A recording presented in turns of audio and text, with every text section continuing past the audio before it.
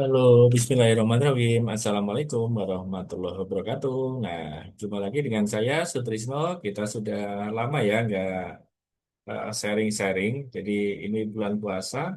Mudah-mudahan teman-teman tetap semangat untuk belajar komputer. Nah, kali ini kita akan diskusi terkait dengan algoritma dan pemrograman. Ini kita mau di sesi satu ya. Sesi satu atau part satu. Jadi di part satu ini kita akan lebih ke pengenalan dari algoritma dan pemrograman itu sendiri. Nah, jadi pertanyaan saya untuk teman-teman baru masuk udah ditanyainnya. Menurut kalian apa itu coding? Jadi silakan. Jadi coding. Oke. Jadi pasti nanti persepsi kalian coding itu ada yang mengetik lah, membuat kode lah, dan lain-lain. Oke, kita akan diskusi lebih lanjut. Jadi kita akan belajar algoritma. Algoritma itu apa? Algoritma itu adalah cara berpikir menyelesaikan masalah. Jadi kita akan punya masalah, kemudian dari masalah tersebut kita akan cari solusinya dengan urutan-urutan yang sudah terstruktur gitu ya. Nah, ini pertanyaan saya tadi, coding. Jadi, coding itu adalah cara menuliskan hasil berpikir itu ke dalam pemrograman komputer.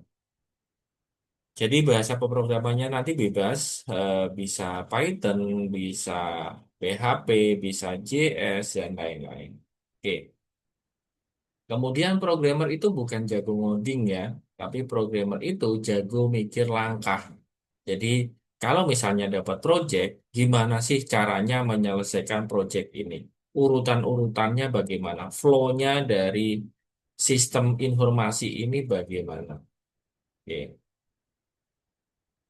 Pengertian algoritma secara lengkap.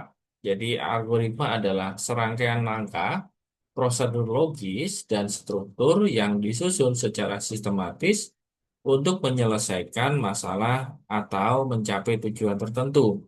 Seringkali digunakan dalam pemrograman komputer dan matematika. Sejarahnya, konsep algoritma ini berakar dari nama matematikawan Persia Abu Ja'far Muhammad Ibnu Musa al-Khwarizmi yang mengembangkan metode perhitungan sistematis. Ini beberapa pengertian menurut para ahli. Jadi ada Donald Ervin, ahli ilmu komputer. Algoritma adalah sekumpulan aturan yang memberikan sederetan operasi untuk menyelesaikan masalah tertentu. Ia juga menekankan algoritma sebagai langkah komputasi yang mengubah input menjadi output. Ada juga berdasarkan Thomas Hacorman, KBBI, Kani, Rinaldi Munir. Dan di Rinaldi Munir ini urutan logis langkah-langkah yang membantu menyelesaikan masalah. Nah, kemudian saat kita membuat algoritma, nanti sebelum kita membuat coding ke dalam bentuk bahasa pemrograman, kita harus kenal namanya pseudocode. Apa sih yang dimaksud dengan pseudocode? Ya, adalah cara menuliskan langkah-langkah algoritma menggunakan bahasa yang mirip bahasa manusia, tapi terstruktur seperti bahasa pemrograman. Nah, manfaat dari pseudocode sendiri memudahkan memahami algoritma, menyusun logika menjadi coding, menghindari kesalahan logika, menjadi jembatan ke bahasa pemrograman, dan mudah dipahami manusia. Nah, jadi kita sebaiknya nanti buat algoritmanya, pseudocode-nya, kemudian baru ngoding ke bahasa pemrogramannya. Fungsi dari pseudocode, jadi alat berpikir logis, merencanakan program, mendokumentasikan, dan juga untuk komunikasi tim. Ciri-ciri pseudocode, bahasanya bebas, tidak terintak-sintak, kemudian mudah dibaca, ada urutan terstruktur. Jadi urutan dari pseudocode itu mulai input, proses, output, dan selesai. Kita akan membuat satu logic ya, untuk algoritma penukaran isi gelas A dan B. Jadi kita punya gelas A, isinya teh, dan juga kopi di gelas B. Jadi ini akan ditukarkan. Nah, karena kita akan menukarkan gelas A ke gelas B, nggak mungkin langsung kita tukarkan isinya. Nanti yang ada nyampur ya antara teh sama kopi tadi. Jadi kita harus membuat gelas C dulu. Jadi kita menyiapkan gelas C, kemudian kita tuangkan air teh yang ada di gelas A ke dalam gelas C. Kemudian dari gelas B ke gelas A yang A-nya kan otomatis sudah kosong. Kemudian B-nya yang kosong ini diisi dari gelas C yang kopi. Nah, jadi akhirnya sudah tertukar untuk kopi dan tehnya. Untuk versi pseudocode dasarnya, kita mulai siapkan gelas A, C, kemudian pindahkan gelas A ke gelas C, pindahkan isi gelas B ke gelas A, pindahkan isi gelas C ke gelas B, selesai. Nah, untuk pseudocode yang lebih detail seperti ini, mirip sama aja seperti bahasa manusia, tapi kita mendeskripsikan variabel A berisi teh, C, B berisi kopi, C kosong gitu ya. Oke, kemudian kita akan membuat dalam bentuk bahasa Python. Jadi kita buka C++, kok C++, Visual Studio Code maksudnya. Nah, jadi saya sudah membuatkan untuk,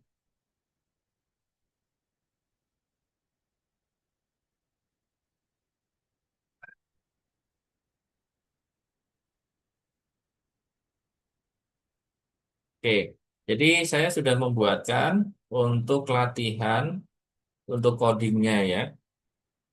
Jadi ini komentar, inisial A sama dengan teh, B sama dengan kopi, C sama dengan non.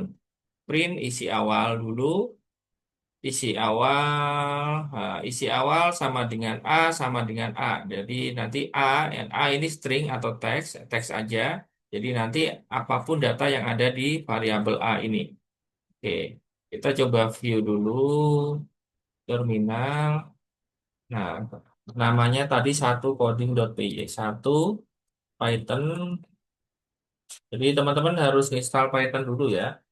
Kalau belum install, nanti lihat aja di playlist saya cara installnya. Python satu coding.py. Oke, jadi ini A sama dengan teh, B sama dengan kopi. Setelah ditukar, maka A sama dengan kopi dan B sama dengan teh. Oke, seperti ini. Nah, lanjut kita akan bahas terkait dengan flowchart ya. Jadi ada namanya flowchart. Jadi nanti supaya nanti kita ada dokumentasinya.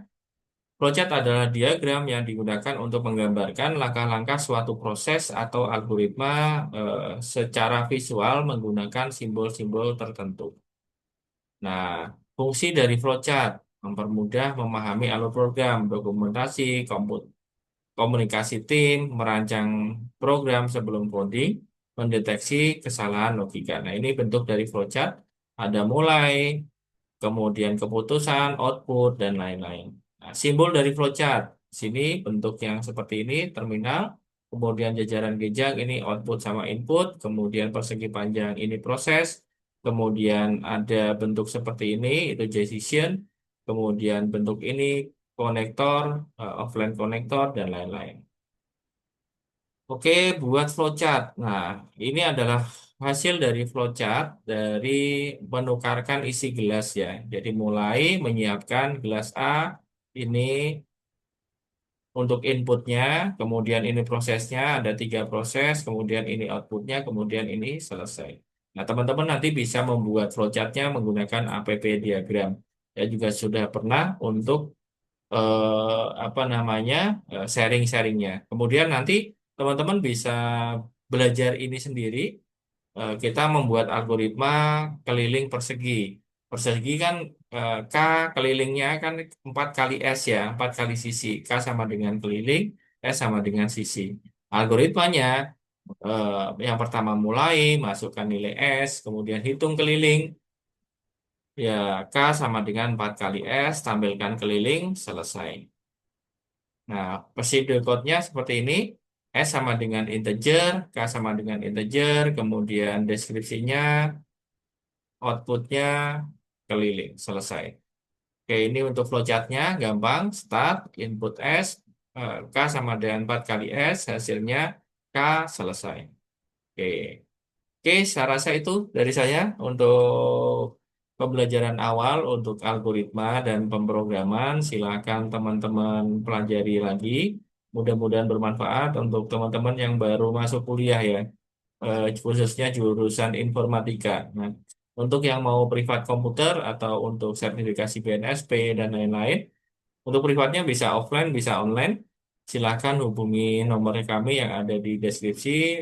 Semoga bermanfaat untuk materi kali ini. Kurang lebihnya mohon maaf. Wassalamualaikum warahmatullahi wabarakatuh.